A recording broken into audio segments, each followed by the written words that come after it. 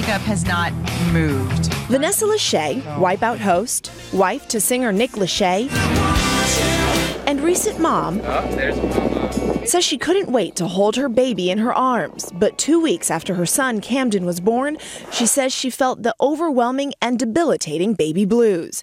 In a revealing blog posted on her website, she says she feels guilty even using the term.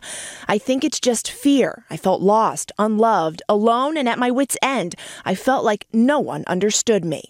But she says there's no other way to describe what happened as her world came crashing down. I started crying. I was feeding Camden and crying my eyes out. I felt like I had officially come undone, she writes.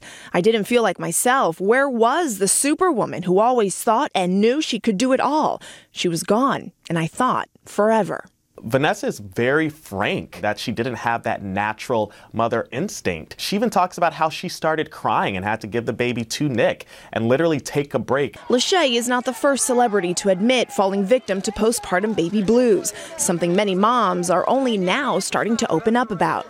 Alanis Morissette told Lara last fall about her own bouts with the blues after having her son ever. It was just a really intense time, and if I could share anything with anyone that's going through it, it would be to encourage them to seek help. Lachey says she hopes other moms realize, as she did, there is a light at the end of the tunnel, as long as you take time to get back to you. She needed an outlet to talk about this, to say, hey, I can't do it all, and I don't have to. She writes, we need to know that it's okay if we don't have that perfect post-pregnancy glow. It's okay if we can't do it all, because we've already done so much. For Good Morning America, Diana Perez, ABC News, New York.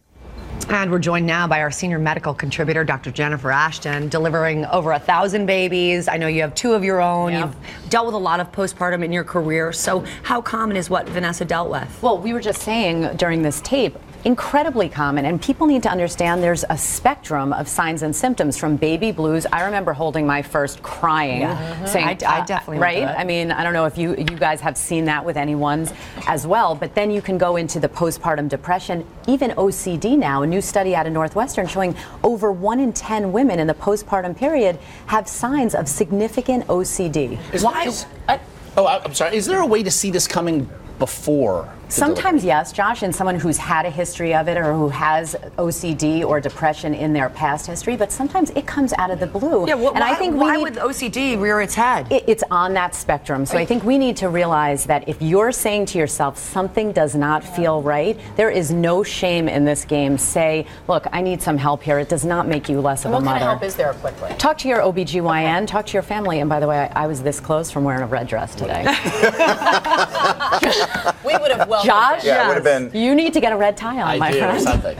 He may have something on. You are right. He may be wearing it. We just Happy don't know. Friday. All right.